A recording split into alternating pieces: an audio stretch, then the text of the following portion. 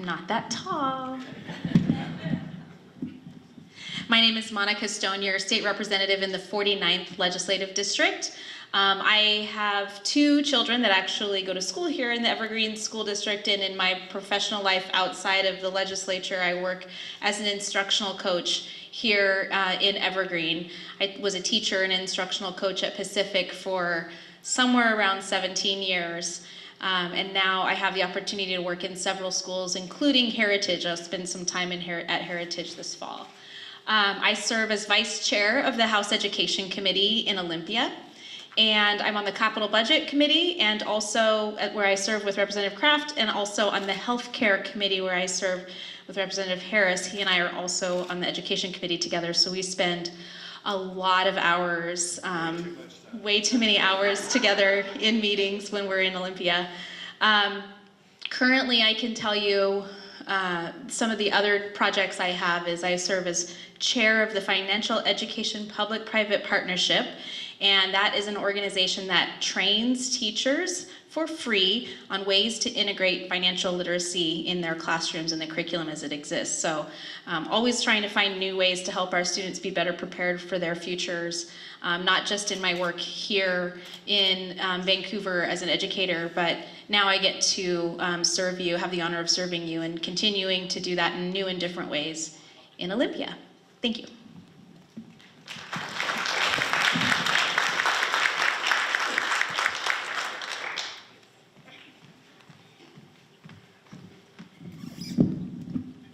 Good evening, everybody. I'm Tanisha Harris, and I'm running for state representative right here in the 17th LD. I'm a proud graduate of Evergreen High School, class of 1994. Went to Clark College and then went on to Washington State University of Vancouver. And after graduating there, my very first job was right here at Heritage High School when it first opened up as the multicultural youth coordinator and also one of the student government teachers. For the past 6 years, I have been a CASA program specialist. CASA stands for Court Appointed Special Advocate, advocating for our kids in the foster care system. I also serve as a member of the LICWAC committee. LICWAC stands for Local Indian Child Welfare Advisory Committee for Southwest Washington. And this past February, I was very proud to be the co-chair of the Evergreen Citizens for Schools, in which we helped pass the $695 million Evergreen Facilities Bond right here in the district. Very proud of that work. For me, public education means everything. Working with young folks. I have several Heritage High School students who are part of my staff. They're interns, but also looking beyond high school, what we can offer young adults, and what can us in Olympia who are currently there, and those of us who want to be there in Olympia, what we can offer you, how we can help your families. We have knocked on over 22,000 doors in the 17th LD. And what we are hearing is that people want representation for all their families, middle class and working class families, the diversity of families that we have here.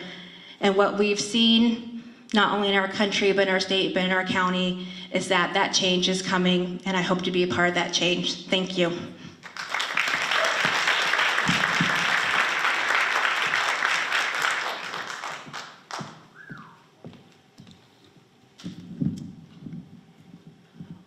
Well, sorry. Like, wow, that'll wake all of us up.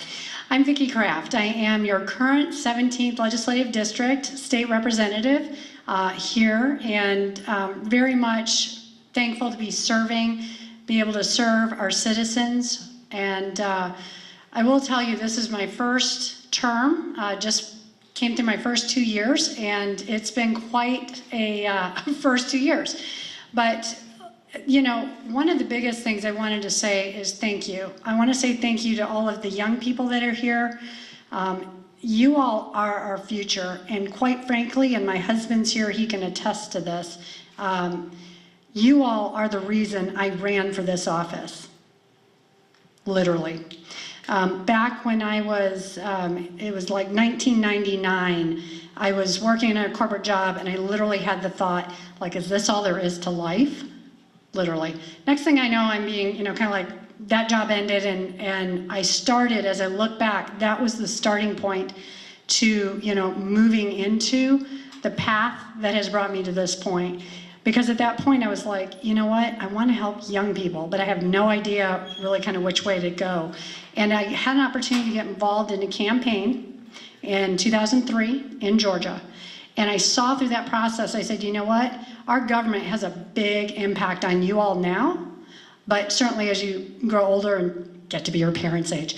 So, so really, I'll say thank you because I'm here for you, and you know, really glad to be able to serve. Thank you.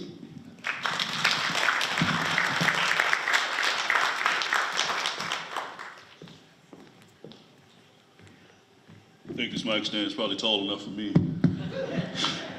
How you doing? My name is Damien, and I am running for state representative in position 2. I am a father of 3. I have 2 sons in the Ridgefield school system and a daughter that is a sophomore along with the rest of my money at the University of Washington. You laugh, but it's true. Why am I running? I'm running because I want to see a change brought to our district and our county, right? You guys deserve the best of what you can get. You know, I've sat where you people are sitting right now, every one of you, maybe not in Evergreen, but you know, my own high school auditorium in Houston years ago. But I've sat here, and I've had to wonder, what am I going to do next? Where's my next step? Where's my next step going to be? Where's it coming from? You know, so I want to get to where I want to be to help you out. You deserve it. I want to see a pathway from high school into the skilled trades, because not everybody's cut out for college. There has to be something else there for you. Not everybody's cut out for the military. Trust me, I know, and I've been there. I wasn't even cut out for it. But there needs to be something else other than just graduate college, graduate job. Got to be something there for you. You deserve a living wage. You deserve to be successful in life. Next is infrastructure. We have a bridge out here that's been deemed functionally obsolete. The bridge has been deemed vitally important, a vital necessity to national defense. So what does that mean? Our troops up the highway at Fort Lewis, McChord Air Force Base, the Navy bases, all up along I-5, they depend on that bridge to move their beams, move their bullets, move their troops, move their freight. It has to get done some way, right? So that bridge has to be replaced. In replacing that bridge, we can fix the traffic congestion, excuse me. We can take care of that problem. Run light rail, mass transit, HOV, all of that. All of that can be taken care of. Last is healthcare. I don't think that anybody, you, me, anyone in this room, on this panel, should ever have to make a decision on whether to buy toilet paper or insulin. I think healthcare is a basic human right, and we all deserve it. Excuse me, sir, you've exceeded your 2 minutes. Oh, sorry. My name is Damien, and I'm running for state rep in the 17th. Thank you.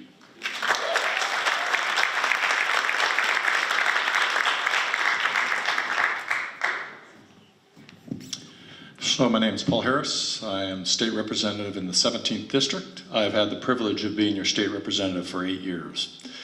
I have lived in Clark County. I moved here in 1979. My wife, Lori, and I have been married for 43 years. We raised our 5 children in the Evergreen School District. I have 8 3/4 grandchildren. I love being your representative. I think it's important that I am your representative and I don't head off on my own territory.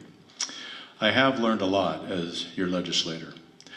I sit on the Education Committee. I'm the ranking member on education. I am one of those guys that devised the latest scheme that we have for education that you've heard a lot about, the McCleary decision. I was one of 8 that sat on the McCleary task force. And I actually am very proud of that legislation and will stand by it. And I am appreciative of the $6 billion more that we've put into education. It is very important. I also sit on the Healthcare Committee.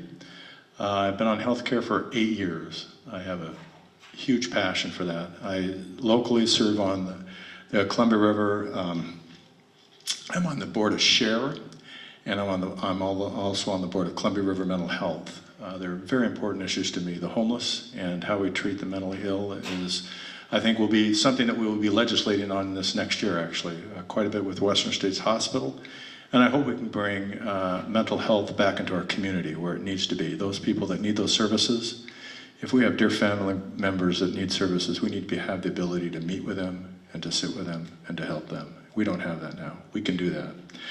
I also sit on the Appropriations Committee, the most boring committee in the world. You sit around and talk about money all day and how you're going to appropriate it. I got to be honest with you, it is tough because it just, after a while, it just becomes very difficult. I so appreciate the opportunity of being here. I think our kids are the most important thing. I really appreciate it. Thank you so much.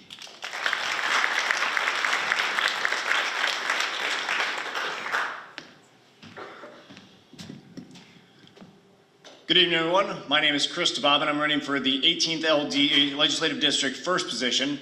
I grew up in a farm in Southern Ohio, went into the Marine Corps after getting my bachelor's degree, Virginia, North Carolina, Virginia, and Missouri. My family and I came out here.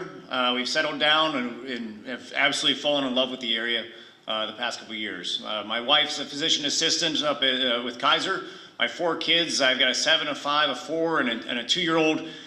And those 4 have kind of been the driving force behind why I want to get involved with politics. Somebody mentioned out in the hallway there, we have a fixation on these binary arguments of one side versus the other, the old versus the new.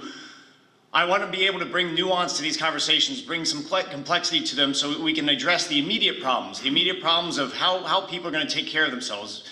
What the healthcare needs, the child care needs, the food, clothing, shelter, fuel, and medicine. I want to be able to address those in complex detail, and I want to invest in our future by investing in our children. Investing in a public education system that it considers public education from the point at which children can learn, which is shortly after they're born, until they enter the workforce. And I also want to carry this conversation forward into the future where you all here will create the solutions to the problems that we and all of our generation have created for you. That's what happens every time. My generation is working on solving the problems before us, and you'll solve the problems that I make for you all. So I'm trying to set us up so that here in Washington, we can solve those problems first. We can create an economy that then can flourish around the world because we're selling to the world the solutions that they're after before they get to it. And we're doing it with our people here, making it with their hands, making it with their minds, and making it with their hearts. I appreciate your time. If you are out there, young people in particular, we're out in the streets every day, knocking on doors. This is a perfect opportunity to figure out what a campaign is like. Try to find me afterwards. Again, Chris DeBob, running for the 18th LD, first position. Thank you.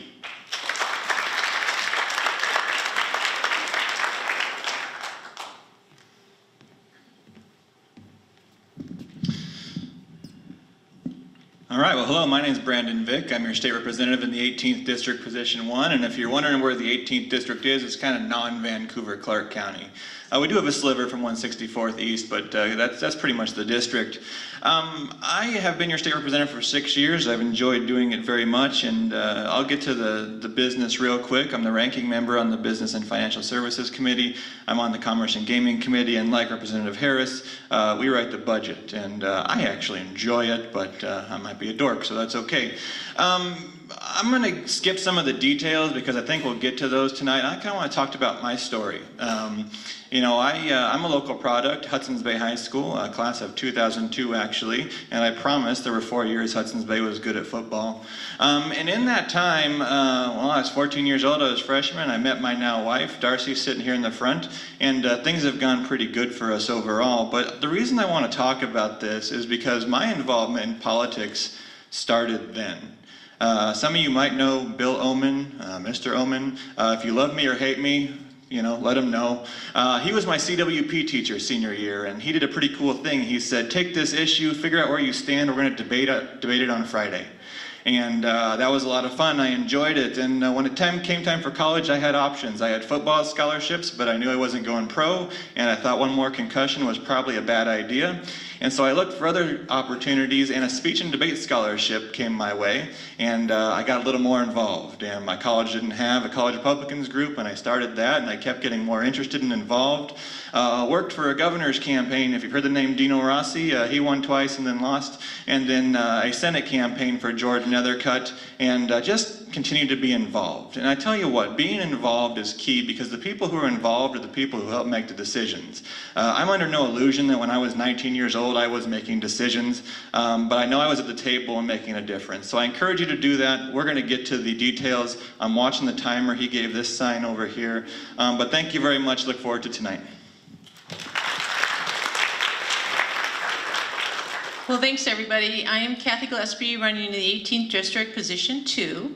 This is actually my second campaign for the state legislature. So I just wrapped up 8 years on the Vancouver School District Board of Directors, and in my second term, halfway through my second term, I was becoming really increasingly frustrated with school funding issues and just some of the tough times that schools were going through. And I thought, well, instead of complain, jump into the arena and get involved. So I threw my hat in the ring very late.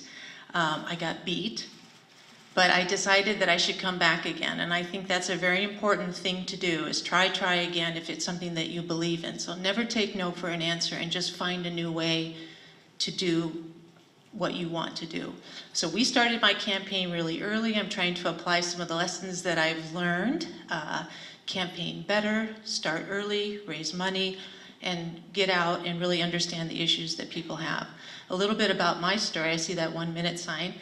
Grew up in Arizona. I was an athlete in my youth. I was fortunate enough to have a college swimming scholarship to attend Colorado State University. While I was there, I got involved in the student newspaper. I didn't like the coverage they were providing. It was a little short on women's sports, so I said, I'll do it for free.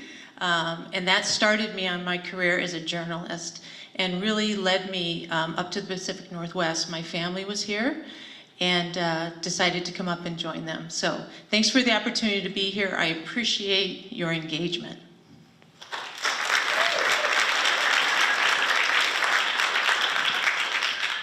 Well, thank you to Heritage High School and all of the children out here. That I say children, but I'm looking at you guys. It takes a lot to put a forum like this together, and especially when it's the first time. So thank you for inviting us all. My story is I'm from a little farming town in North Dakota. I graduated from high school, spent 4 years in the Navy, 2 tours of duty off the coast of Vietnam. That dates me a little bit. I went back to school, got my degree in accounting, and came west. I moved here in 1977. My wife and I have made Clark County our home since then. My wife of 46 years. I'm proud of that more than I can even tell you. We have a son, Tracy. He has blessed us with his wife and my grandson now of 3 years. So we've been Clark County residents for quite some time. The piece that I bring to this equation is the fact that I haven't run before. I'm going to make some mistakes as a politician. I've already made those. My team tells me that every day. And yet I think it's a breath of fresh air. I bring a sense of business to the equation. I was the interim CEO of Columbia Credit Union here in town for a couple of years. After that, I was lucky enough to land the CEO position in 2 other credit unions. I just retired from Fiber Federal Credit Union in Longview. It's a billion-dollar financial institution with about 80,000 members. What that gives me is the ability to really dive into budgets and be a fiscally responsible legislator. And that's what I'm going to bring to the legislature, if indeed I see the hook. If indeed I'm lucky enough. Thank you so much. You're going to hear from all of us tonight, I'm sure. Thank you. I've been a long Democrat since I have been born, I think. My mother taught me to love people, give people the best they can. Mr. Harris knows my mom, and Tanisha and Monica know my mom. And the reason why I'm bringing all that up is because I watched Kennedy be elected.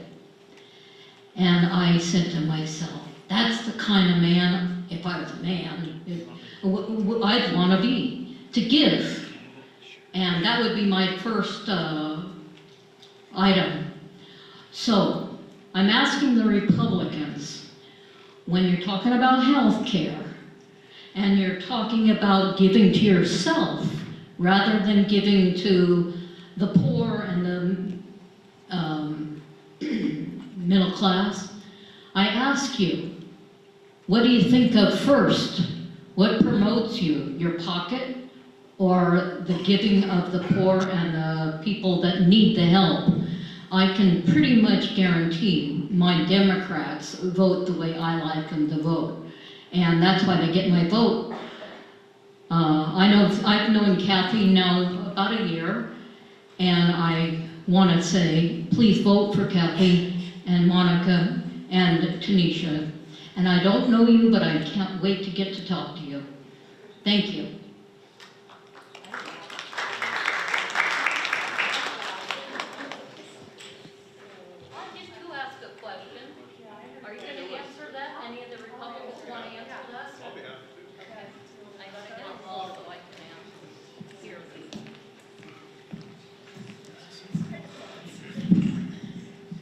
So Representative Harris voted for the docking fee. I was the only Republican that voted for the docking fee out of the House. And that takes, whenever you go to the court and you file a document, $40 goes to the homeless. So I want to let you know that. How I propose health care for those, I also work for Molina Healthcare, which is a Medicaid provider in our area. We have 100,000 people in Clark County that are on Medicaid. So I will propose legislation this year that will raise the Medicaid rate for reimbursement to Medicare. We have a serious access of care issue for those that are in poverty. That will actually give them tremendous access of care. I will propose that. It's going to cost between $80 and $100 million. I'll push very hard for that, and I believe we can get that passed. And that will give much greater access to those in need. I struggle with the fact that Republicans don't have hearts. I would take issue with that. Whatever the subject is, I think it's important for us to take a look at what's the human side or what's the human effect of that. Sorry, I've got a little bit of a sore throat, so. If you hold the mic up, it'll be better. Well, and then everybody will be sick. You're sick already. Well, no, we're Republicans, we're not sick. No, and again, I'm making light of that, but I struggle with that difference. Everybody on the stage here works with other sides of the aisle to get things done. I think we have a significantly large amount of divisiveness going on in Olympia, in Washington, D.C., and to suggest that there is one party that cares about people more than others, I haven't been on Olympia, I can't, absolutely confirm that, but I struggle with the context of the question. So I don't suggest it's a bad question, I just struggle with the difference. So there's my answer. We'll talk afterwards.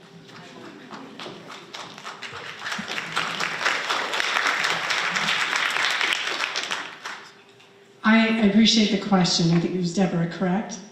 I appreciate that. And I will tell you, I've been a lifelong Republican, and I start from the point, based on what I've been taught, love your neighbor as yourself, right? That's the worldview, if you will, or the biblical background I come from. And what I think is really important, if you're a young person especially, I'm going to ask that you please listen to this. If you're someone that's a Democrat, please listen to this. I think one of the key differences isn't that Republicans don't care about people. It's how we care about people. How do we get to that care? How does that giving get done? And I was sharing a little bit earlier with Claudia and, I'm missing it, but we met in Olympia. Here's the difference for me. I didn't get into a lot of my background. I spent 20 years in the private sector, worked for large companies, Dell, Pillsbury, Frigidaire, worked for small businesses. Also, I owned my own small business as a grant writer, helping nonprofits, helping those who are helping those in need. I wasn't making any money, doing this. It was after the political thing, so I was really not making money for a while. But it's because I care about people. And then I held a capital budget workshop as a legislator in the fall of 2017, fall of 2017. And I encouraged nonprofits, our local governments, anybody to come. And I wanted to show them how we could get more money for help and service and buildings and projects here in Southwest Washington. Nonprofits were the majority of who showed up.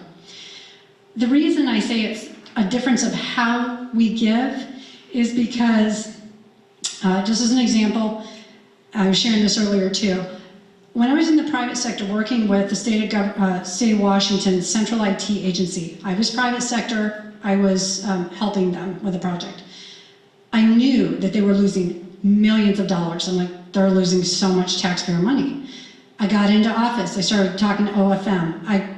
A state audit ensued, and in the fall of 2017 also, a state audit found that I was correct. The Central IT Agency of the state, now called WATEC, and you can Google this and find it out, WATEC was losing up to $16 million every year over 10 years. That's real taxpayer money out of your pockets, out of your parents' pockets. What if we would have taken that money and given it at the local level to our Southwest Washington Community Foundation, right, which gives, and it's all local, or do a GoFundMe, right? There's millions of dollars. I sit on JLARC also up at the state, and that's an audit committee, and $1 million DSHS lost because they accidentally gave money to people who weren't supposed to get it. You guys, this is just 2 snapshots. It's real, and that's why, well, I'm just telling you the reality, but we do care about people, and I see a lot of Republicans give a lot of money at community events here. Thanks, me too. So I'm going to try and be quick. I know Vicki said she appreciated the question. I don't. It's a type of question that grows the divide. It's a type of question that's not based in fact, and it's a type of question that I think is honestly offensive, knowing what we've done as a legislature. The state of Washington is not Washington, D.C., you know. We don't decide on Obamacare, we don't decide on this, that, or the other thing. We probably have a philosophical difference between, health care for all and a more private system, that's true. But I think in Washington State we do a very good job working across the aisle and getting things done. If you look at what we provide in this state and what we've grown in this state, dental care for kids, Apple Health Care for kids. We have expanded access to mental health treatment. And something we did last year that we are fighting to still get right because the state screwed it up is your NICUs, your babies who are in danger, who the state right now is not taking care of because of the systems there. Healthcare by no means is a partisan issue. There may be differences in the way we address it at times, but again, the premise of the question is off, and I'll defend that any day. Thank you. I just want to back up my Republican colleagues here and really everyone on the stage. Brandon is right. There are 2 Washingtons, and this Washington is one Washington. We are one united state, and I believe that all of us are here for the right reasons because we care about strengthening communities and making things work better for Washington State. I just want to say quickly, school board service is nonpartisan, so you don't walk in with a partisan agenda. You walk in with the best intentions of trying to solve problems and represent people fairly. And what I've learned is to make positive assumptions about what motivates people and to not allow ourselves to pigeonhole people, to label people, and to make people enemies. This is one community. Everybody up here cares about everybody in the audience, I believe. And if I find out different, then I'll have a conversation with that person. But until I do, we are one Washington.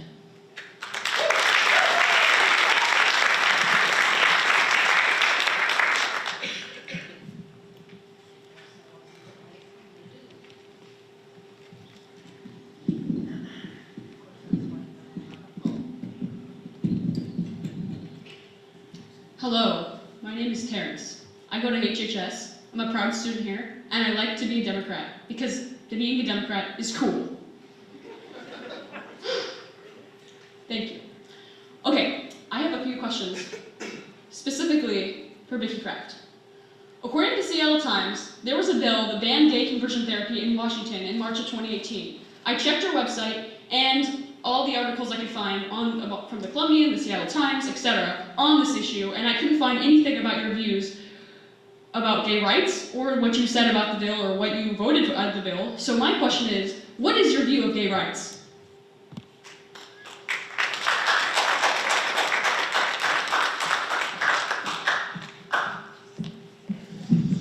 Sorry, I feel like we're taking a little extra time walking back and forth. So, Terrence, I appreciate the question, and it's certainly a fair question. I'm going to start with the same way I started the last answer to the last question.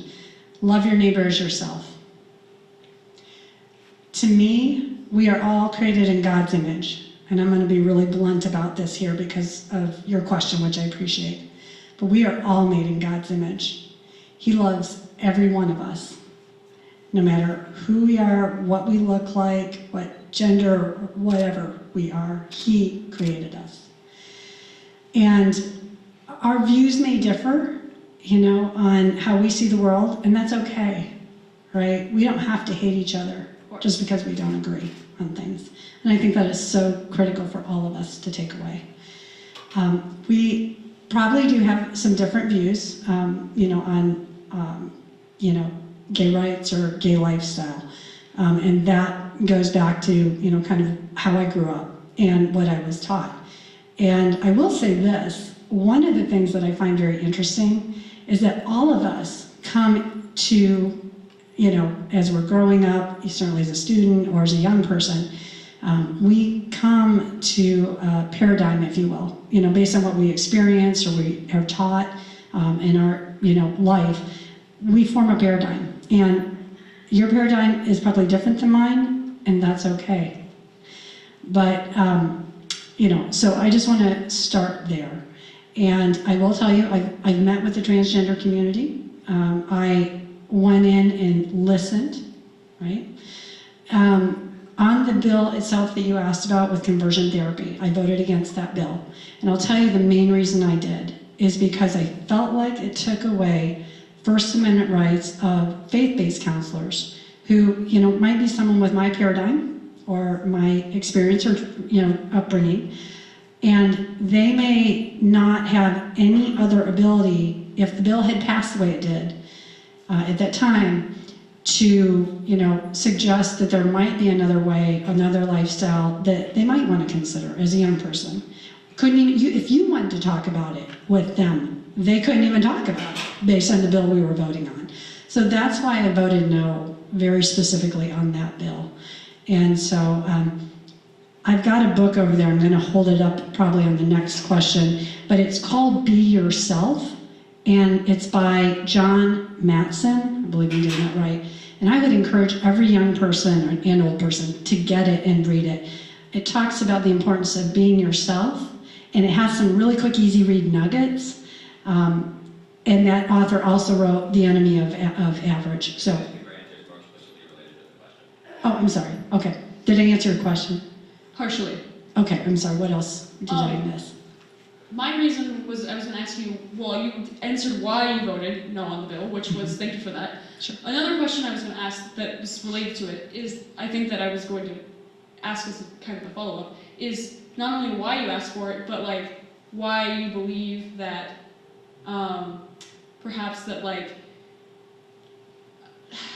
sorry, I know you explained your personal view too about it, which of course it's good that we have. I love diversity. I think that's what makes us stronger.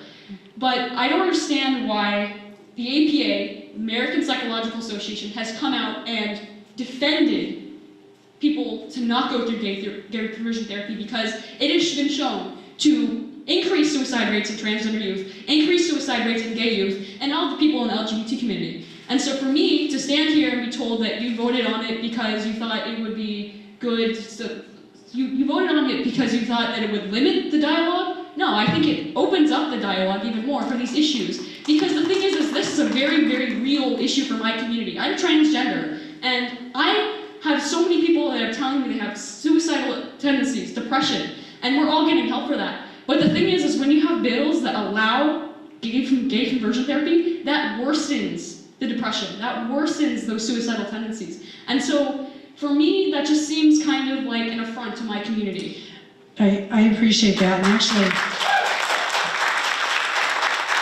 I appreciate that, Clarence. And so I'm glad you actually brought that up, because let me tell you the rest of this story. So how many of you know of Representative Nicole Macri? Okay, look her up. Yeah, right. So you all can attest to this. So this is, Representative Stonier can attest to this if you remember this day. I spoke on this bill right after Representative Nicole Macri, and Terrence, she said exactly what you said, in the fact that what she stated was, there's so much bullying and there's so much suicide within this community. You know, okay? My follow-up statement to that when I spoke on the floor following her was, and let me mention, Representative Macri is great. She was in my freshman class. I like her a lot. We have a lot of bipartisan relationships, like has been said. But because of what she said, I stated this. I said, for the very reason that my good colleague just stated, why would we not have the ability to have a full conversation on this issue? Because you know what, if it's causing suicides and bullying, do we not want to give our young people the opportunity to hear a full, well-rounded discussion, right? That there might be other options here. I do not agree, and I also stated this right up front in my statement. I do not agree, and I would think most of us would not agree with violent bullying tactics and any type of, you know, from what they're defining conversion therapy as. No, absolutely not okay, ever. But the reason I voted no on that bill was because it stifled the dialogue around a whole dialogue. In case somebody who's a young person, you know, maybe you or somebody else, wants to explore the different aspects of maybe that lifestyle, maybe not that lifestyle, you should have the freedom to have that conversation, and that counselor should have the freedom to have that conversation with you. What kind of conversation? Hey, I'd like to limit this back and forth. Okay. It doesn't make sense.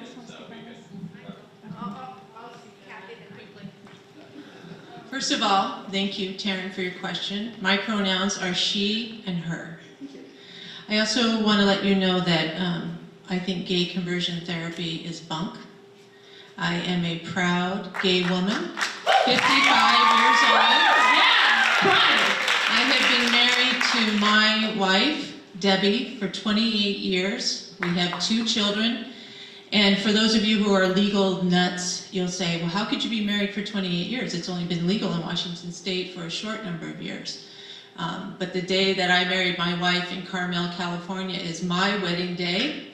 The day that Washington State transferred us from domestic partners to a married couple like everyone else and conferred legal rights on me that gave our children security, that gave my wife security on the job, is the day that Washington State told me what I already knew. So my job as a legislator is to honor all people, to remove obstacles in their way, to make sure that we all can achieve the vision for ourselves that we have, and I will defend every single person in the state of Washington to live their lives the way they see fit and to achieve greatness. Thank you. Oops, sorry. Thank you. State Representative again from the 49th District, Monica Stonier. I'm remembering the day that we passed that bill, and Terrence, appreciate your question. Not all of my colleagues in Olympia agree with me that conversion therapy is a form of abuse to our children. But the comment that was made earlier about how the legislature works, I think is poignant and one that I kind of want to highlight. Maybe it's the educator in me. But recognizing that not all of my colleagues agree with my view or those who are working on the bill, I can share that because we can still talk to one another, the concerns that Representative Kraft brought her vote to a no vote were raised in the process of writing that bill. And we were able to limit that bill to a scope of practice that does not extend to some of the other areas of concern. So by working together, we were actually able to make sure that that bill, when we finally passed it, does what we wanted it to do without extending that. I bring that up only to mention that it is not a battle, it is a collaborative work in the legislature as we're working on policy like this.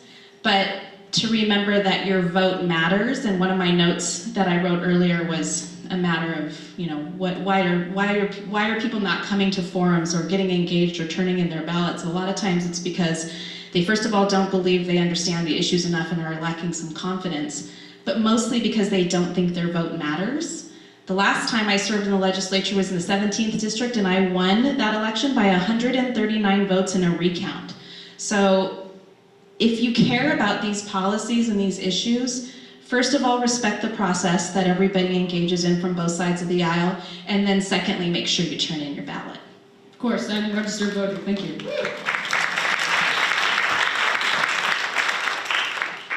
I don't know if there's going to be another civil rights question that comes up, but I'm a product of a white Catholic woman and a black Baptist man who happen to be in the audience right now, and who have been married for 46 years, together 48, married 46.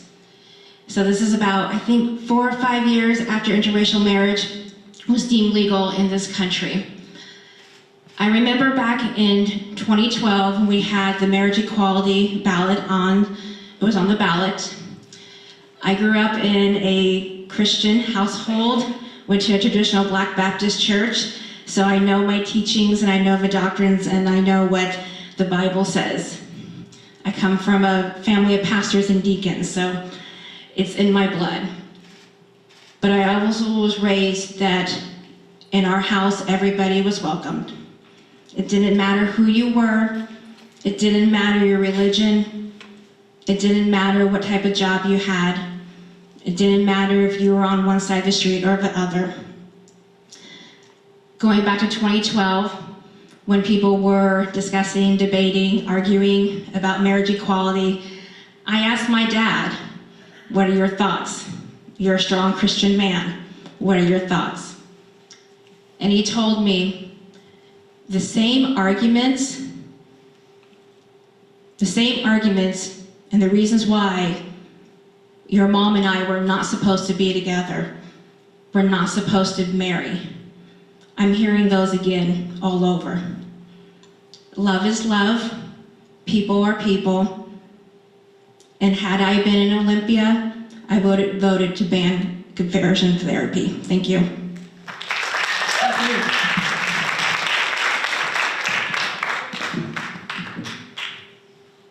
Alrighty, if anyone else has questions, please feel free.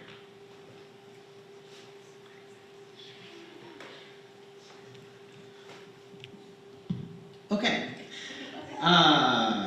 I'm Chandler, and less loaded question. When it comes to infrastructure here in Clark County, many roads have been worn down, there are many potholes, and there are many places where sidewalks no longer exist. What I want to hear is essentially what's the plan on both the fiscal conservative side and the more government funding stimulus from the Democrats?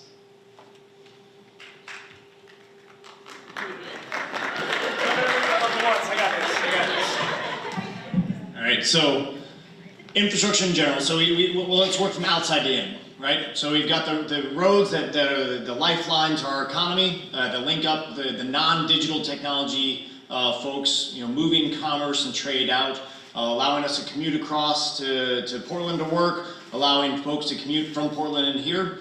I think so. The main bridge that we're all talking about, the I-5, has to be replaced. And then we need to address additional bridges thereafter to allow for growth. There's more people coming out here. I'm not the only person that finds Washington beautiful. I'm not the last person going to move here. We have people down the street moving in.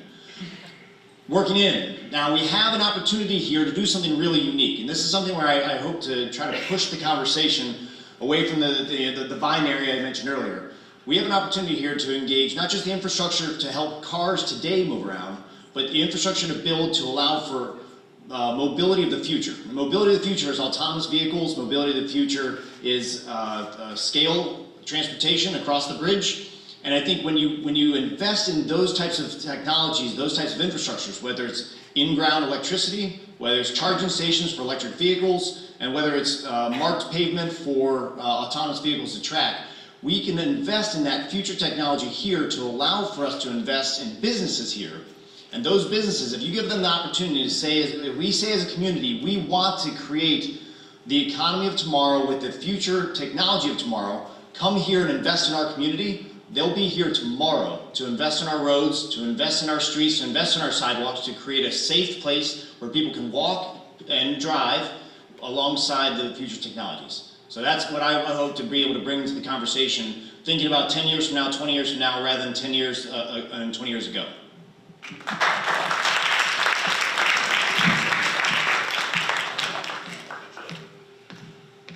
So if I can, I'd like to address your question as well. Did it sound like you were speaking more of a county level when you said roads and sidewalks? Did I understand your question correctly? Let me ask that first. I suppose it's how you want to answer it. Well, don't tell me that.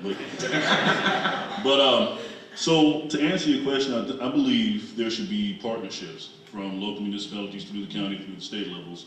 And all of those partnerships should work together to find one common solution to handle situations like roads, sidewalks, lighting, those kinds of things.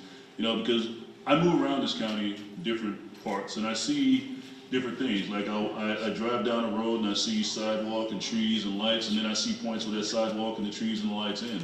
My question is why? Because there's still people walking down these streets and it's unsafe. You're walking at night, there's a lighted area here, 10 feet up the road, that light ends, and there's nothing in front of it. That makes no sense to me. So I believe that the solution will be partnerships. You know, everybody has to come to the table, everybody has to listen to everybody. Whoa. Everybody has to listen to everybody and come up with a common solution to solve that problem. Like Chris said, you know, you have to think forward, you know, be proactive instead of reactive is the best way to handle a situation like that. Did I answer your question? Yes. Thank you. I'm glad.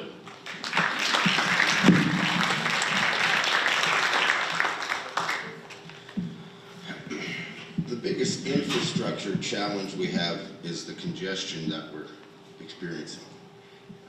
The county gets funds allocated for roads and sidewalks and things, and very good question, because I hate potholes too. They don't have a 2002 Chevy Love that doesn't like potholes. Thank you.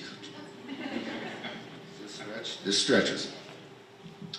But the biggest infrastructure concern is obviously the bridge, the congestion that we're having.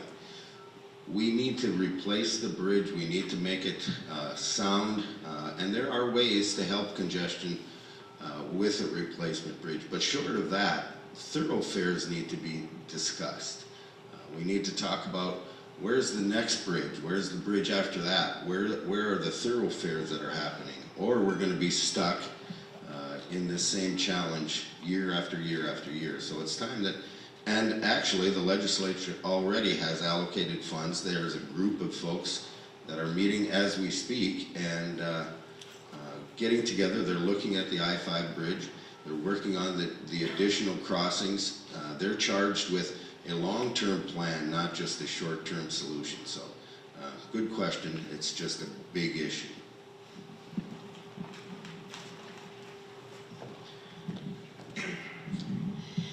So I thought I would give you another perspective. I think I'm the only one up here, based on a few forums, that will come at you with a different next step. This is kind of odd, sorry. So as I look at what I try to do for my business background is I always say, what's the real problem we're trying to solve? And then what's the right solution for that problem? So if the problem we're trying to solve today is reducing congestion, and it's on the I-5 corridor, then I basically look at that and say, okay, well, until Oregon puts more throughput, additional throughput lanes on their side of the river, we can build 10 lanes on each side of a brand new I-5 bridge, and it's gonna go right back to the same bottleneck that your parents all face today, or for those of you who drive. So that is the challenge, I think one of the biggest ones we face if we are really going to try to reduce congestion with an I-5 bridge replacement. Because of that, I actually believe, based on, I've done informal surveys, 300 plus people. I've talked to former Hewitt engineers, former transportation project people that have been in and around the prior project that was being looked at, and have built other transportation projects. I actually am in favor of a West Side Bridge as a next step, and looking at jumping off from either Woodland, Ridgefield, maybe Salmon Creek, could potentially use Fruit Valley Road, hit the ports of Vancouver, Portland, gets our freight off the road. I've met with the Washington Trucking Association and had about 5 other local logistics companies join that meeting. They were all interested in something to that effect because they believe that that actually would serve better to help them move faster. So, and that could move around to Hillsborough, Beaverton, and around the west side of Portland and drop down to Highway 26, etc. There's a little bit of a heavy lift with that, environmental considerations development. So I recognize that.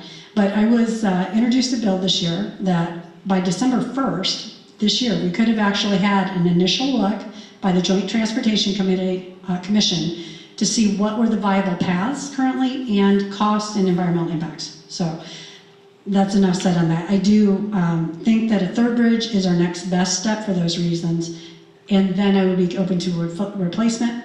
I was at a Senate Transportation Committee meeting this morning along with Representative Harris, and we talked about other projects as well, all the way from the 179th Street exit and improving that for mobility as well as business and other aspects. So I think the reality is, the bottom line is we as a state need to do a better job prioritizing dollars for transportation infrastructure. And by doing that, we can have more dollars available certainly for maintenance, but then also for additional expansion in the future. So that's something we need to do, and certainly Oregon does too.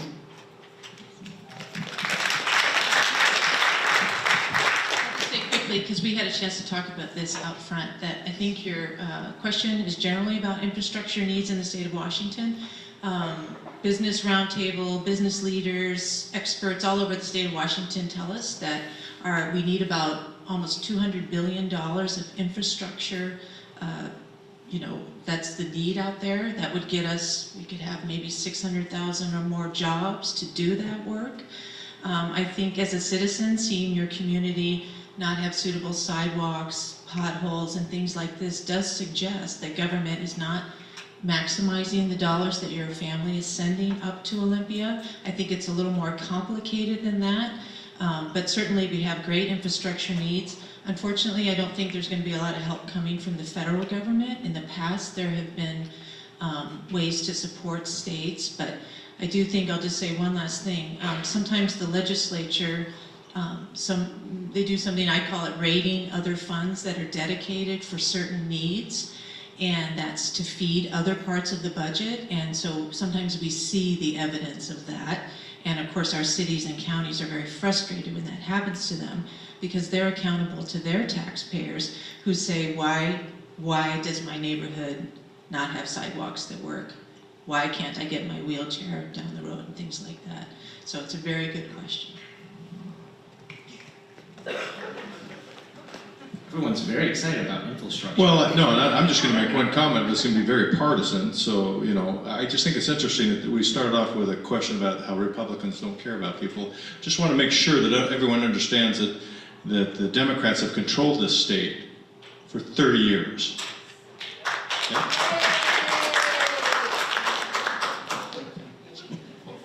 If it's okay, can we keep the comments to the actual question at hand, if that's acceptable? But your question was about infrastructure, and if there's infrastructure needs, I just want to let you know the Republicans haven't been in charge of that for 30 years. Okay.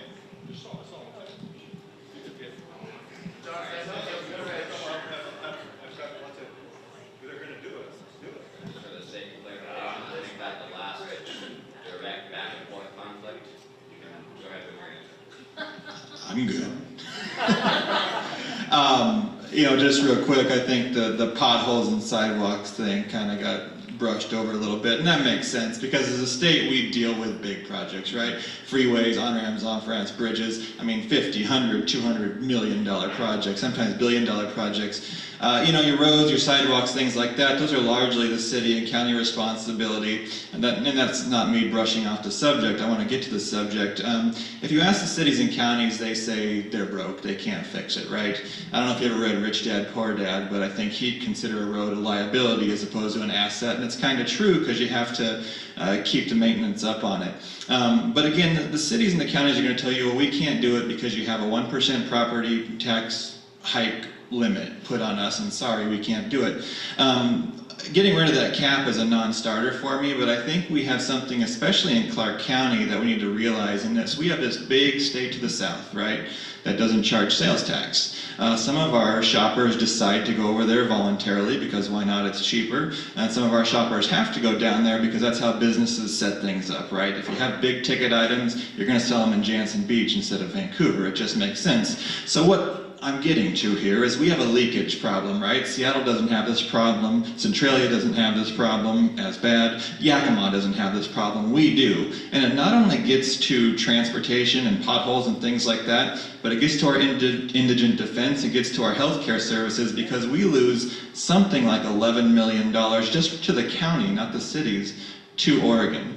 So there's legislation that I'm going to work with the county. I'm hopeful I'm going to get help from my colleagues here that tries to plug that hole a little bit. We're not going to change Oregon's tax structure. It's not going to happen. But we're going to be able to have to find some money to get into these border communities, especially Clark County and Walla Walla and a few up the river, that gets some of the money back to where it needs to go, because just because we have a leakage problem doesn't mean we don't have the needs.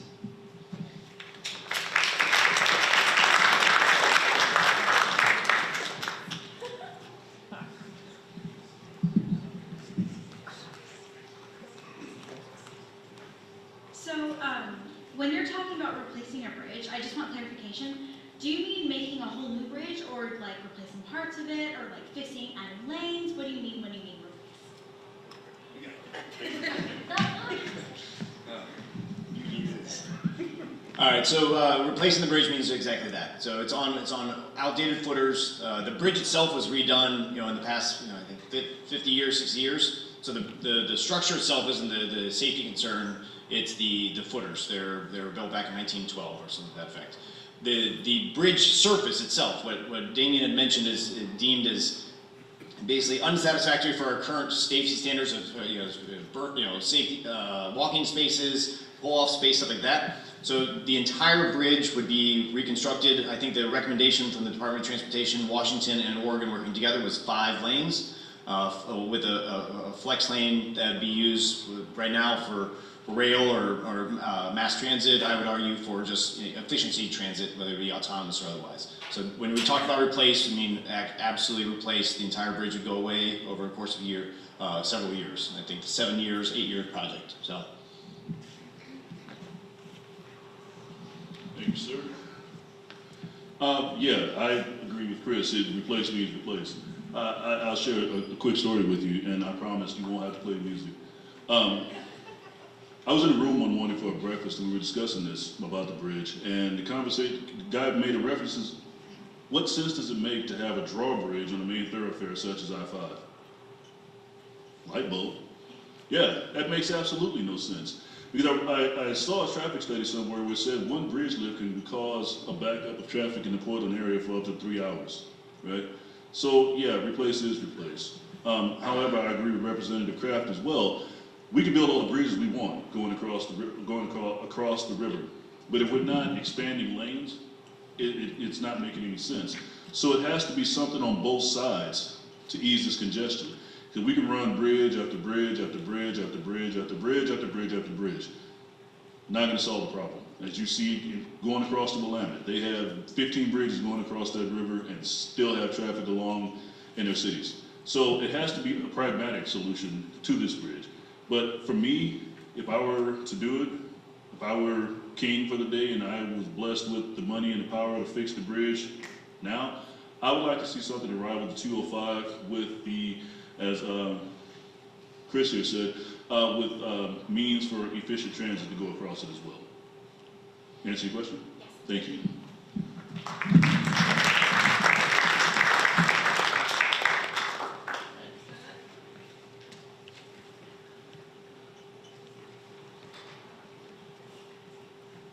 Okay, so this is for all of you.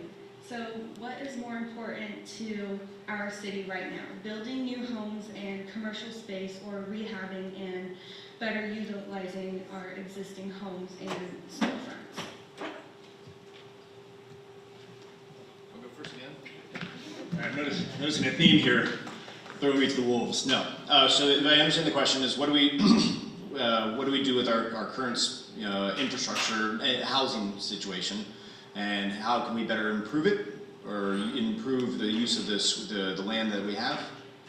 So like our vacant homes, and would you rather like build new ones, or would you rather rebuild those ones and use those? I think we can take a lot of lessons from a lot of folks in this. So Detroit, they had a really tough situation. They dropped almost 20% of their population in the course of about a decade. They had a huge vacant home issue that they had, crime was moving into, or just outright disrepair. They had entire blocks that they transitioned into parks. I don't think we're at that point yet, but we do have a homeless problem. I've worked with homeless vets and trying to prevent veterans from becoming homeless since I got out of the Marine Corps and even before. One of the things we have an opportunity for is to engage with our community to invest in these homes. These are four walls and a roof that somebody can call their home and create a safe, secure place for them to lay their head at night and then to wake up the next morning and go to work. If we were able to allow for our nonprofit organizations to receive measured funding from the state that is audited and held accountable to deliver the service they rendered, this is an immediate opportunity for us to turn vacant homes into houses for people who are otherwise unhoused. I think there's a stat right now that 25% of Clark College students are living on somebody else's couch, which is by definition homeless. So we have a demand here that is not being satisfied, and we as a community, local, and we as a community state, and the HUD from the federal government can all be a supporting mechanism for our local nonprofits to be able to render those houses livable and provide them to the homeless.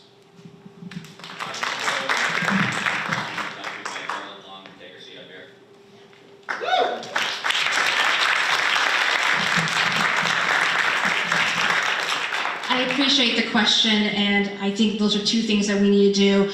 But this is, when it comes to affordable housing, and the availability of housing, this is both a state, county, and a city issue. And all three levels of government need to be working together for a true partnership. We hear a lot about the city of Vancouver. We've heard a lot about city battleground. I work with low-income families, and I know one of the barriers to reunification of some of those families is adequate housing. So it's not just a state issue, but like I said, it's a city, county issue as well too. So we have to come together, but we also need to bring in our business community as well as the developers too. They have a responsibility when it comes to affordable housing and what we can do in terms of private sector, public partnerships to redevelop some of these neighborhoods as well.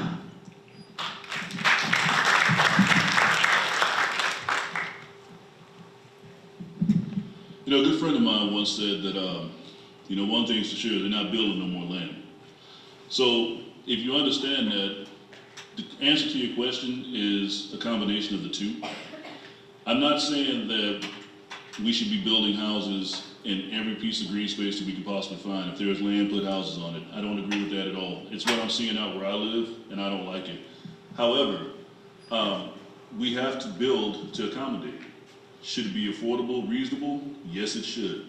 In terms of houses that then come vacant, I agree with Chris's stance that there should be a multitude of partnerships that should get together, receive measured funding to rehab homes and put them back out in the market for people that aren't necessarily making that high dollar where they can afford the $400,000 and the $500,000 houses that are going in and out where I live in Ridgefield, but more so the affordable home, $175,000, $200,000. It doesn't necessarily have to be a shotgun shack like they're building at that price, but it can still be a home that can be put on the market for that income level, if that answers your question. Sure? Yeah. I can go on.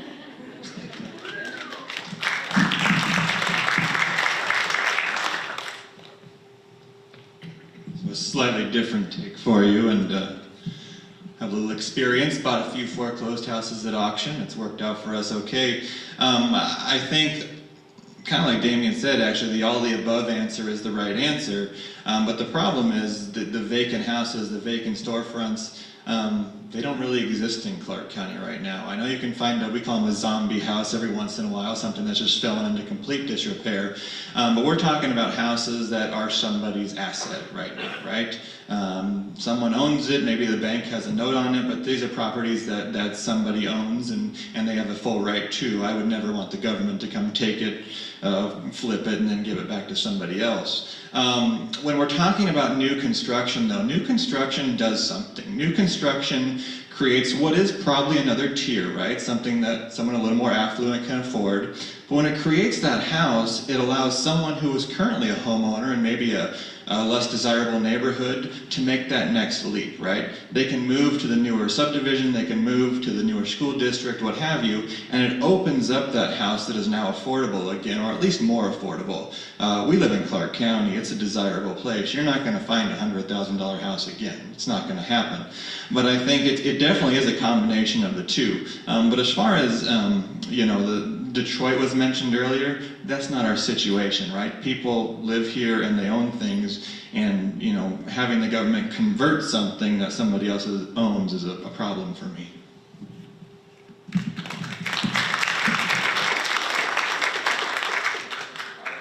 we go to the next question, I'd like to invite Carolyn Long to provide a 2-minute introduction so she can give her closing statement in like 20 minutes.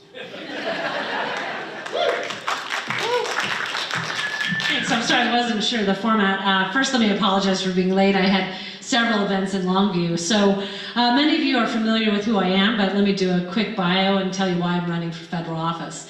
I grew up in a small town in the Pacific Northwest. My family owned a small business, so I know what it's like to struggle in a rural community, but also to learn the importance of community. When you're a small business owner, you interact with people every single day, and that's why I think it's so important to connect with people with events like this. Then went to college and got a degree in political science, paid my way through college working at a local Safeway. I was a proud member of UFCW Local 555. I was a journeyman by age 22, and that's how I got through college, relatively debt-free, which is something we don't see happening. I've been working at Washington State University, Vancouver, go Cougs, for the last 23 years. Working in political science, but I'm most proud of the work that I've done on my initiative for public deliberation. I have a student, Armina, who's here, who is one of my students. What we did is we trained my students to go into the community and to facilitate tough conversations. Sadly, we need facilitation because we're so polarized and there's such incivility in our civil discourse that sometimes you need a little help having those conversations. Frankly, that's why I'm running for Congress. I think we really need to elect people who can reach not only within the aisle in their own party, but across the aisle to the other party in order to approach problems as problem solvers rather than as ideologues, which is what we're seeing today. So I was motivated to run because I think we need to change the institution of Congress from within by electing the right types of people to office. I think I'm one of those people. Very proud to have held 38 town halls, just had one a few minutes ago, in front of over 3,100 people. That's what it means to be a representative, to be out there looking people in the eye, talking to them about what you want to do and hearing what they are concerned about in their district. I vow to continue doing that as your federal representative and doing as much as I can to represent Southwest Washington. Committed and dedicated to fighting for you every day.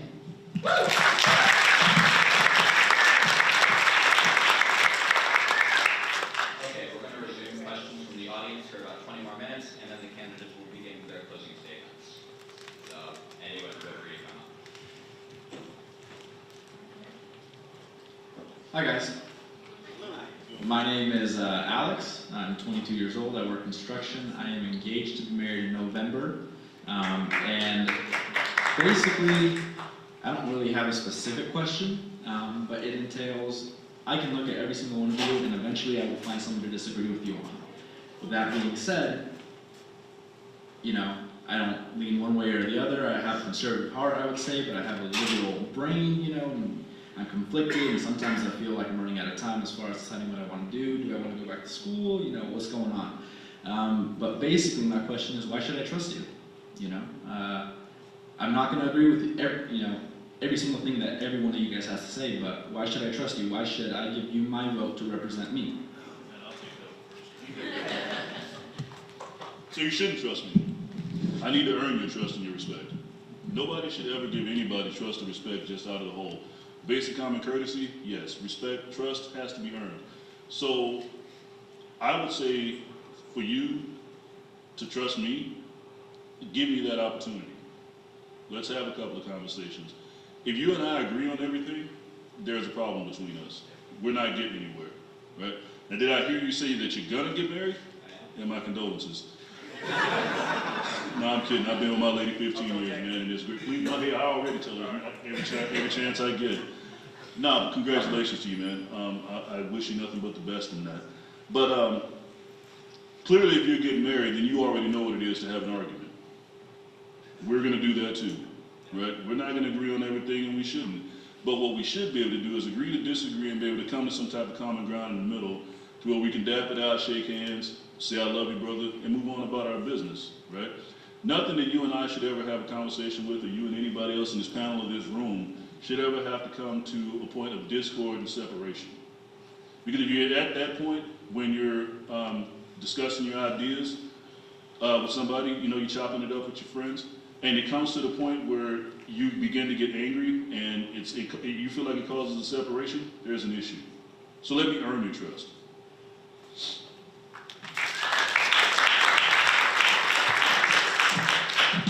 I'll reiterate that trust is earned, but I think you can leverage some degree of trust based off of who you interact with, who your peers are, who your friends are, and ultimately in politics where the money goes, where the money comes from. And I think that's where you can evaluate without actually getting to you won't be able to interact with all of us to the degree of your future spouse. You'll have to do your evaluation based off of what you think is important to us, what we say, and then what we do. As incumbents, you have an opportunity to hold them liable to what they've done, or accountable to that. And for folks like us that are challengers, you can only look at what we've done through our past lives. I've personally led an upstanding life to the best of my ability. My wife keeps me in check. My Marines that I served with, they held me accountable. My wife's held me accountable at home, and I hope that all of you will hold me accountable. I expect that if I do anything wrong, that the first people that'll tell me that I've done something wrong are the people I care for the most, which is my family and all of you.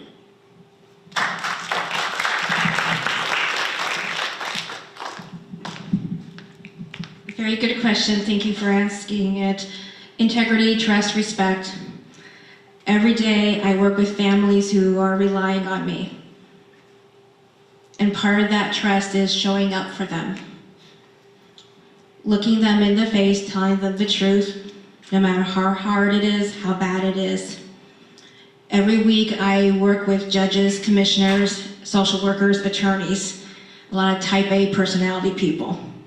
And we have to come together to do what's right, for the best interest of the children. I wouldn't be where I'm at today if it wasn't for honesty, trust, and respect. For those around me, for my family, my friends, my co-workers.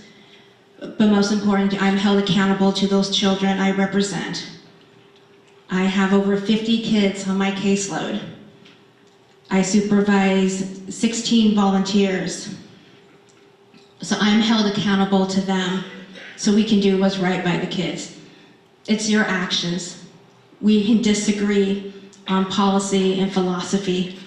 I know Representative Kraft and I, we come from some similar ideas and backgrounds, but we also have some differences as well too. But I know that where she's coming from is a place of trust, and I can think that she knows that I'm coming from a place of trust. We just have different ideas. But integrity, respect, trust is what it's all about.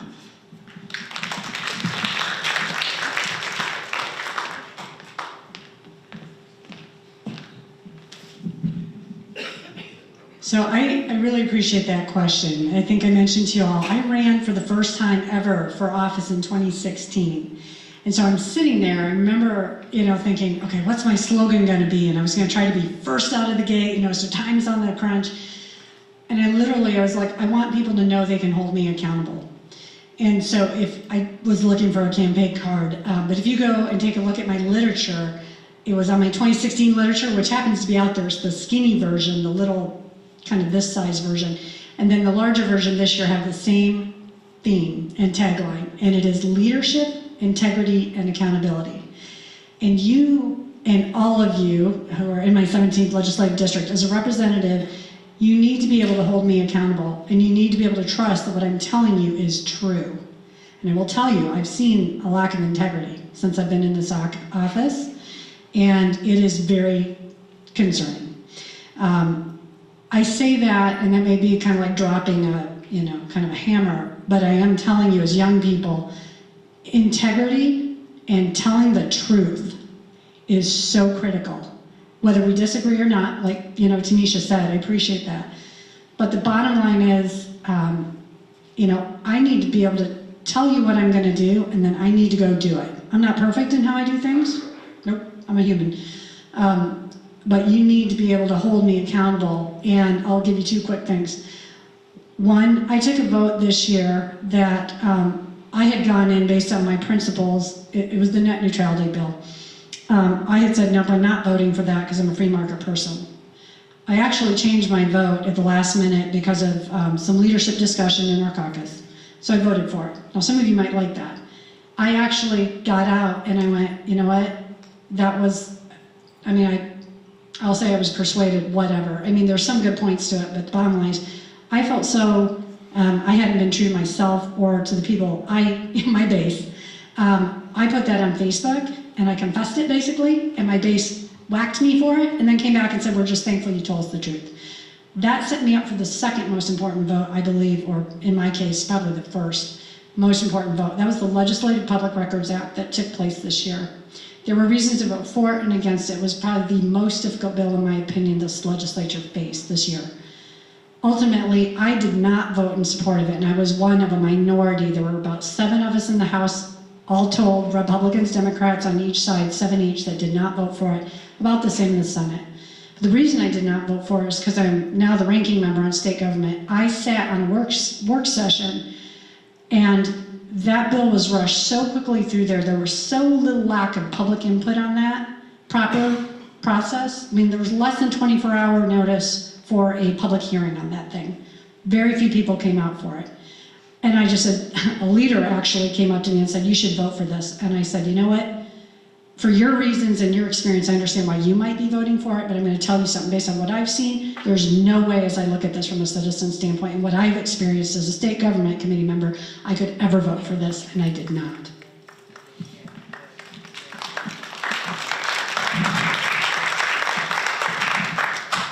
I'll be brief, but every person sitting up here is trustworthy.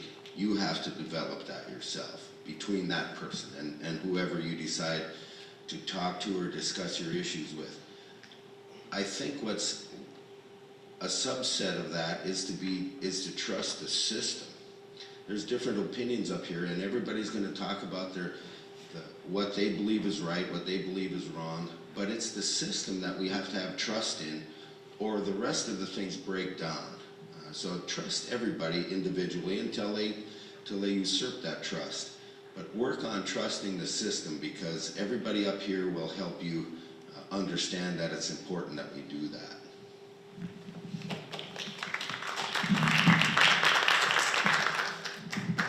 I'm going to push back just a little bit, because I think your question poses a very like a short-term kind of engagement, where if you just trust one of us or are asking kind of how that would play out, it's short-term.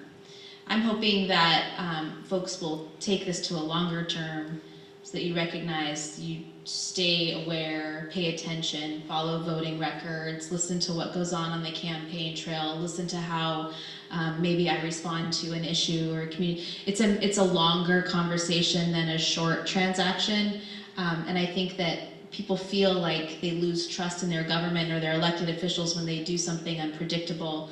And I hope that constituents are paying attention more often, so that they can engage with their elected officials before they take a vote, so that there's an ongoing conversation. So I appreciate the question, and I agree that there's a lot of reasons we fall out of trust with folks, but I tend to feel that that's usually because of a lack of communication. So I'm going to engage everybody, encourage everybody just to keep that two-way conversation going, and the times when you probably fall out of trust with elected officials is when they fall down on that engagement and communication. So.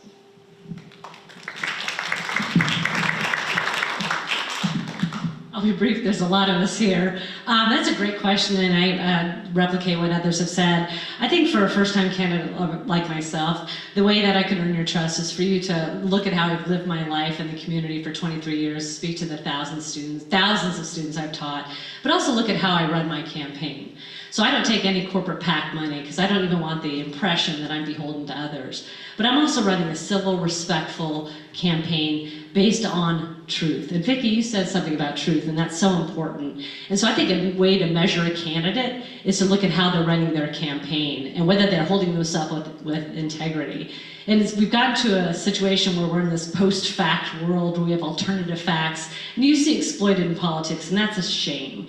So take a look at how they run their campaign, how they present themselves, how they present other candidates, and if you find out that they are misrepresenting them, that's where we start to lose them, and that's where truth prevails. Thanks for your question.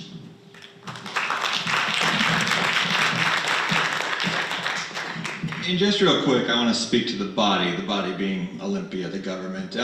We have 98 House members, 2 from each district, 49 districts. Of those 98 members, there's 50 Democrats, there's 48 Republicans, and there's probably 10 hacks, right? And when I say hacks, I mean people who are just there for themselves. They live and die by the representative label they have on their jacket. If they didn't have that job, they wouldn't know what to do. And those are split between parties as well. I think of the remaining 88 folks, you have 88 people who truly think they are doing the best thing for their community, or they want to be doing the best thing for their community. And it is actually frightening, and I think my colleague would probably agree, how few people care to be involved. If you call anybody on this stage who's elected right now, or probably in the challengers, and ask them to coffee, ask them to sit down and talk about a vote, talk about an idea, they'd be there for you. And if you're not doing that, the scary part you should think of is, I get to make up my own mind then, right? If my constituents aren't communicating, I'm not communicating with them, I just get to do whatever I want, and then I guess you can hold me accountable in November. But I think the 88 of the 98 members, and maybe it's more than that, who really think they're doing a good job, who really think they represent their constituents, want to be accountable to you. And if we lose track of that, that might be on us, and it's probably a shared responsibility. But just if you're involved and we're telling you we're going to do something and we don't do it, I guess that's when you know. But I truly believe that regardless of the side of the aisle, you got folks who care, who are honest, and who are there for the reason they ran for originally.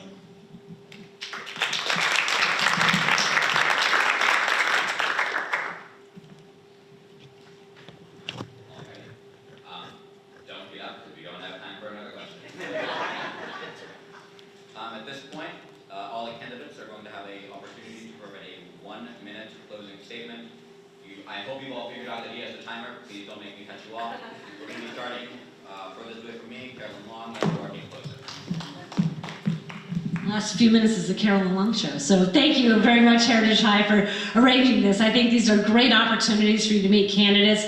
I'm sorry my opposition is not here, but I love the fact that young students are involved in politics so early. I just did a presentation at Camas High School. 270 students showed up, and it was all about how we can get you involved early. Maybe it's a candidate, maybe it's a campaign, maybe it's volunteering in your community. So my closing statement is going to be about you. You are the future of our democracy. I look every day in the eyes of my students and I tell them the same thing, and so I'd love to pass that message along to high school students, and to know that when you get involved early, it becomes a habit that you continually use. So I applaud you for what you're doing. I hope this is the beginning of a great civic education and civic participation in our wonderful democracy. You are our future. You inspire me. I'm glad my daughter is going to join you as being one of the warriors out there fighting for our rights, our democracy, and it starts with what you're doing now. So thank you very much.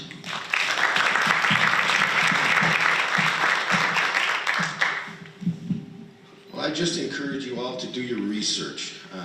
There's been some discussion tonight about Democrats or Republicans or this side of the aisle or that side of the aisle, but do your research. Take a look at all of the candidates' websites. Check out what they believe in. If you believe with them, vote for them. But don't just vote because you're a Democrat for the Democrats or the Republican for the Republicans. Take a look at what the people are discussing on their websites, in person, in coffee, like Brandon said. Call us. We will talk to you about what we believe in. My background is in finance. I'm fiscally responsible. I'm looking forward to balancing the budget from the expense side if we can save some money as opposed to just raise all your taxes. You'll see that on my website, and all of these folks up here on the stage will have similar and different and the same and completely different issues on their websites, but do your research because they put a lot of work into that, and again, they deserve your time. Thank you.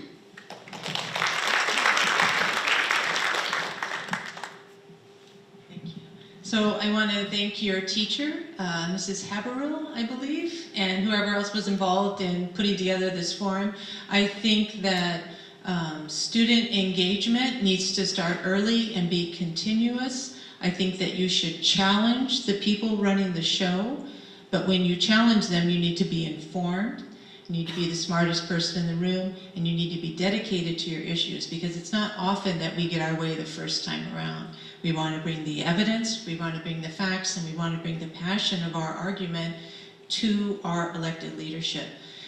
It's great to be in this school setting. You know, I spent the best part of the last 2 decades working with students from preschool up through high school. And I think those were always great days, watching you grow, watching you take on new challenges, watching you fail and pick yourselves up again. So I'm very hopeful about the future of Clark County and very grateful to have been up with you tonight. Thank you. Well, thank you very much. And Larry touched on something I thought was very important, and that is the do your research side of things. We do a lot of forums, and I've always said Camas High School put on my favorite one because much like this one, they asked real questions that were pertinent to lives, right? And you guys have definitely done that tonight. Probably surprised us all a little bit. But at the end of the day, I think the danger that people have and people get into is just kind of getting lackadaisical or kind of just being maybe a little more lazy. You know, these forums have the same questions, not this one, but other forums, and there's kind of a process that we go through. But when it comes back to the doing your research side, I think that's important. You know, it's easy to get caught up in Twitter and Facebook and Fox News and CNN and what have you, and leave with a pretty sour taste in your mouth. And I think the message that I would put out today is we have Washington values, Oregon has Oregon values, California has theirs, Texas has theirs, so on and so forth. And while I would love for you to vote for a lot more Republicans, because I'd love to hold a gavel, make those decisions on your own based on the person and what they've done. And if you don't like what they've done, that's okay. Vote to replace them. I mean, we have a job review every 2 years. That's what this is. But please, just look at the actions that have taken place. Try and dig to the rhetoric if you can. It's tough in Olympia just because we get Portland news down here. But I think what you'd see at the end of the day is we have a lot more commonalities than differences. Thank you. All right, so before you all leave here tonight, this is an opportunity. This is my call for action. There's going to be doors that need to be knocked on. There's going to be people that are going to have questions. The people in this room are now slightly bit more informed on who's up here than everybody else that wasn't here tonight. So my only call to action is go home, talk to your neighbors, talk to your friends, have political conversations. We've lost the art, we've lost the gift of dialogue and complex issues. I ask that each one of you go home, meet with the people that you care about the most and ask them what's important to them. I think we're seeing it right now on the national stage. A lot of men are waking up to what's important to women because of our absence of paying attention throughout our cultural history. The same thing happens here. We need to go home, ask questions, listen to people we care about, and then engage in dialogue. For all you young people out there, you have the most vested interest in not just this election, but every election before you. The people behind you will have more interest than you. We have the longest time to look forward on this earth that we take care of this earth that we live on. So I just ask you that if you are interested, have a dialogue, join me afterwards out in the forum, and we'll knock doors together. Thank you.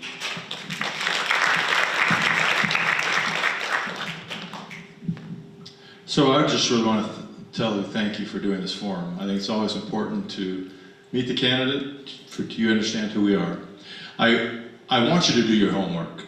I have an 8-year voting record, and I truly want you to go back and look how I voted. I actually want you to Google Damien Giles, and I want you to Google Paul Harris. I want you to look at my past. I want you to study me out. I've been in this community for 45 years. I will continue to represent this district well. I have represented it I've had Democrats half my life, and I've had Republicans half my life. My seat is a swing district. I take very seriously representing the people, not so much representing the party, but representing the people. And I really want you to do your homework. Thank you so much.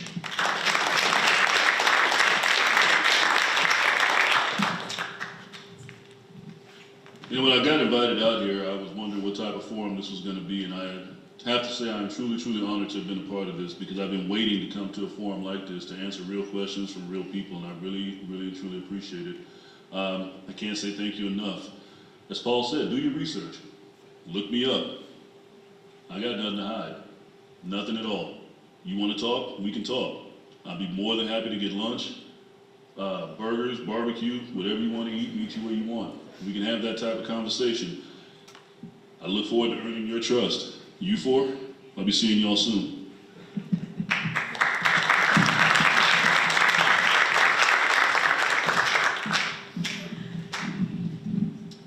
Well, I just want to say thank you again. Vicki Kraft, your state representative in the 17th Legislative District, running for my first re-election.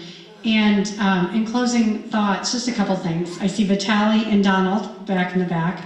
I really want to commend all of you students for being here. And I also wasn't sure exactly what to expect. I want to say thank you to Mrs. Harbrell for the invitation. You all should give yourselves a round of applause. This was conducted very well. Thank you to our moderator, Mark.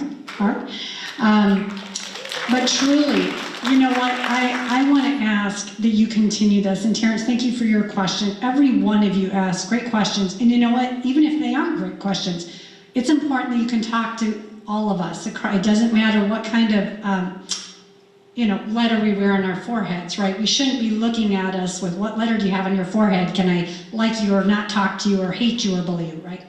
We're people first. So, last thing, be yourself, discover the life you were meant to live, John Mason. That's the book I mentioned. I would encourage every young person especially to get it, but it's a great encouragement, quick read. Thank you for letting us be here.